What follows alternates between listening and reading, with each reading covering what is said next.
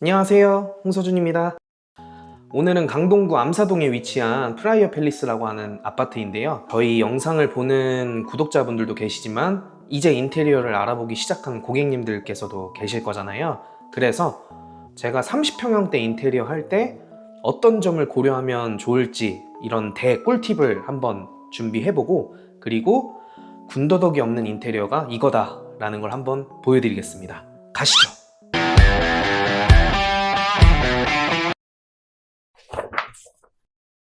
현관인데요, 조명 거울이라든지 포세린 타일, 중앙 오픈장, 또 하부 띄어서 간접등, 그리고 무몰딩까지. 이게 나름 되게 디테일이 반영이 된 프리미엄 서비스인데 요새는 이게 기본이에요. 주거 공간에 대한 관심이 많아진 것도 맞지만 실내 건축 기술이 발달함에 따라 이제는 인테리어가 책자 드리면서 마음에 드시는 거 골라보세요가 아니라 담당하는 디자이너분하고 고객님하고 충분히 소통을 해서 하나의 공간을 고객님께 맞춤으로 해드리는 게 리모델링이거든요. 그래서 이 정도 디테일은 요새는 기본으로 깔고 간다라고 생각하시면 되고, 현관 인테리어 할 때 완전 꿀팁 3가지를 좀 먼저 소개해드리면, 첫 번째는 우리가 신발장 길이를 쟀을 때 1.5m 이상이 나온다. 그러면 문짝을 3개로 균등하게 할 수 있는 정규격 사이즈거든요. 그랬을 때 문 한 짝 또는 두 짝을 제가 지금 시공한 것처럼 중앙 오픈장을 하면 정말 좋아요. 차키, 디퓨저, 액자, 신발 이외에 이렇게 생각보다 수납을 할 만한 게 현관에 되게 많습니다. 두 번째는 흔히 요새는 대부분 신발장을 띄워서 시공하시잖아요. 이 띄운 높이를 무조건 20cm 이상 하셔야 돼요. 20cm 이상 띄어야 운동화나 좀 높은 신발 놓기가 되게 용이하고 청소나 관리하시기도 편하시고요. 마지막으로 세 번째는 일괄소등 스위치예요. 요새는 각 구역별로 조명을 한 개만 놓고 쓰시는 게 아니라 대부분 간접등이라든지 조명 여러 개를 제어해서 쓰시기 때문에 나갈 때 이 일괄 스위치 하나로 모든 조명을 제어할 수 있으면 너무 편리하거든요. 그래서 일괄 조명 스위치는 꼭 하시면 좋은 걸로. 이 현관 레이아웃을 5번 바꿨어요. 제가 고객님하고 어떻게 소통을 했는지 그 툴을 알려드릴게요. 먼저 이번 현장 같은 경우는 원래 중문 위치가 여기입니다. 그리고 이쪽에 도어가 하나 보이시죠? 엄청 큰 대형 팬트리 공간이 하나 있었어요. 그러면 보통 디자이너분들은 설계를 할 때 2가지로 봐요. 이 팬트리 공간을 실내로 가져가서 하나의 방처럼 쓸지, 아니면 현관 공간과 같이 놔서 기타 수납장 아니면 레저 용품을 놓을 수도 있고요. 그런 부분으로 참 고민을 많이 했기 때문에 중문을 바깥으로 끄집어냈고, 또 디자인도 이렇게 하는 게 예쁩니다. 빗각이기 때문에 바닥을 보시면 아시겠지만 애매하게 끊기거든요. 그래서 이쪽을 다 현관 공간으로 놓고 여기를 이제 팬트리 공간으로 쓸 거기 때문에 중문 열고 들어가야 이제 실내잖아요. 그래서 여기는 신발장하고 같은 신발장 도어로 출입문을 만들었습니다. 문을 열면 완전 초대형 팬트리 수납을 만들어 드렸고 스타일러까지 여기에 놓을 수 있게 했어요.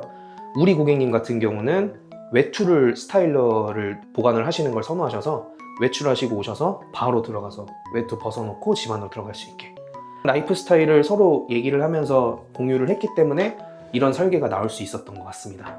다음 공간 한번 소개해 드릴게요. 공용 욕실인데요. 요새 유행하는 욕실 톤은 다 다크 그레이 톤이에요.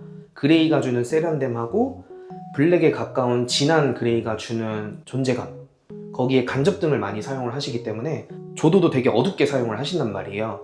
이번 현장 같은 경우는 브라운을 좀 섞은 그레이를 썼어요. 그레이의 세련됨과 웜톤이 주는 따뜻함까지 같이 가져갈 수 있는 좀 신기한 타일이고, 욕실 설계 팁을 하나 알려드리자면 요새 조명은 주백색 조명을 많이 사용을 하시죠. 20, 30평형대 공용 욕실 기준으로 조명 3개가 가장 이상적일 거예요. 저는 지금 3인치 조명을 썼는데 20W 정도로 출력을 맞춰가지고 은은한 느낌을 맞췄고, 조명이 나오는 거울 조명 사용하시는 분들도 되게 많으시거든요. 스위치를 따로 잡으세요. 그러면 정말 편하고, 이제는 휴젠트가 정말 반필수 아이템이 됐죠. 휴젠트의 위치는 세면대 맞은편이 제일 좋아요. 샤워를 하고 나오거나 여기서 이제 세안을 하고 제습이나 드라이 기능을 사용을 하실 수 있기 때문에 또 거울도 보실 수 있거든요. 욕조하시는 분들은 지금 시공을 해놓은 것처럼 욕조 옆에다가 벽돌을 쌓아서 타일을 붙인 거예요. 그래서 타일을 옆면으로 마감을 해서 정말 고급스러운 느낌을 낼 수 있거든요. 이게 요즘 사용하는 욕실 설계 꿀팁입니다. 이번엔 공용부입니다. 아까 현관에서 설명드렸던 것처럼 옛날에는 프리미엄으로 제공이 되던 디테일들이 많이 녹아져 있는데 요새는 이게 기본입니다. 제가 디테일들 한번 설명해 드릴게요. 첫 번째로 우리 고객님들 TV를 벽걸이 많이 보시잖아요. 그래서 벽을 아트월로 하시는 분들도 계시고 또 반매립이나 매립을 하시는 분들도 계시고 그리고 일반 TV를 보시는 분들도 계시는데 제일 중요한 건 콘센트 위치랑 TV가 걸리는지 안 걸리는지 체크거든요. 전문가들은 두들기기만 해도 벽 체크는 다 하실 수 있으시고요. 콘센트 같은 경우는 아셔야 될 게 보통 벽걸이 TV의 TV 밑면이 바닥에서 550에서 650mm를 표준으로 봐요. 그랬을 때 콘센트가 안 보이게 하려면 바닥에서 벽까지 높이가 800mm 안에 들어와야 돼요. 그걸 고려해서 설계를 하시면 됩니다. 그리고 두 번째 같은 경우는 조명 설계인데요. 조명 같은 경우는 다운라이트나 뭐 마그네틱 조명이나 라인 조명이나 T5 간접 조명이나 이런 여러 간접등들을 많이 사용을 하시잖아요. 30평형대 거실에서 가장 이상적인 조도의 LED 출력 값이 약 90W에서 120W 사이거든요. 구축에서 도배 마감을 하시는 분들, 이 조명 다운라이트들 하실 때 특히 벽에서 70cm 이상 떨어뜨려서 설계하시는 게 나아요. 왜냐하면 벽면이 안 좋으면 목공을 하면 되는데 제일 문제는 사실 비용이거든요. 비용 때문에 어쩔 수 없이 타협하는 경우들이 있는데 너무 벽이랑 가깝게 조명 설계를 해놓으면 초배를 잡아놓은 초배 자국이 조명을 켜면 보여요. 그래서 도배가 울어있는 것처럼 보이는 경우가 종종 있습니다. 그렇기 때문에 벽면에서 충분히 이격을 주고 하고 확산형을 쓰시던 아니면 COB 타입 조명을 쓰시던 벽에서 70cm 정도여도 예쁘게 모양이 나오거든요. 걱정 안 하셔도 되고 마지막으로 세 번째 팁은 무몰딩 도배할 때 체크사항 한번 알려드릴게요. 요즘에 마이너스 몰딩이나 무몰딩 도배 많이 하시잖아요. 물론 천장 다 뜯고 목공 공사를 하시는 분들은 제외예요. 근데 비용 때문에 무몰딩 도배를 많이 고려하시는데 우리가 일반인이 딱 눈으로 봤을 때 기존에 있던 천장 몰딩을 철거하고 이 벽에서 천장까지의 그 이격이 10mm 이상 나는 공간이 3군데 이상 있다. 그러면 하지 마세요.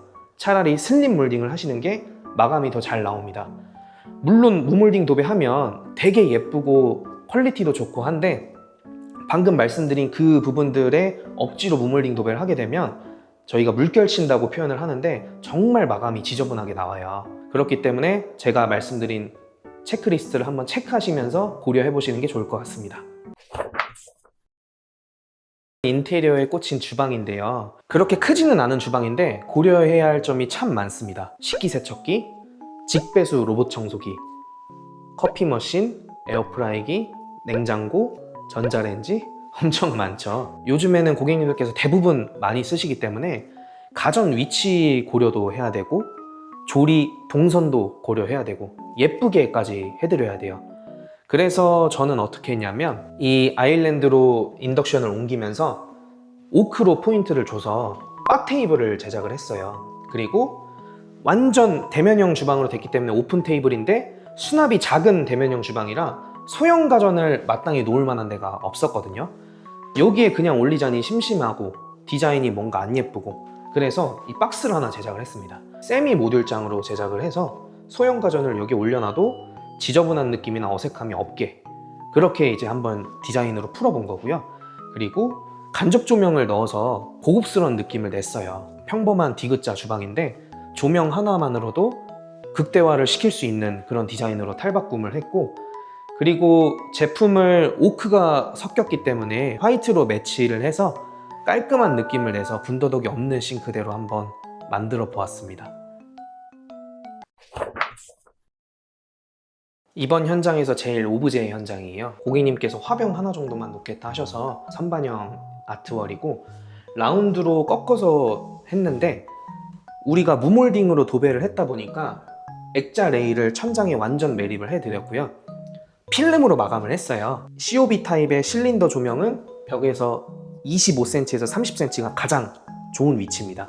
그렇게 해서 방향 조절하면 파장이 딱 액자 부분만 되게끔 설계해서, 그리고 또 아트월을 고려하시는 분들은 많은 비용을 안 들이셔도 마감을 도배 말고 필름으로 하시면 되게 높은 퀄리티를 얻으실 수 있어요.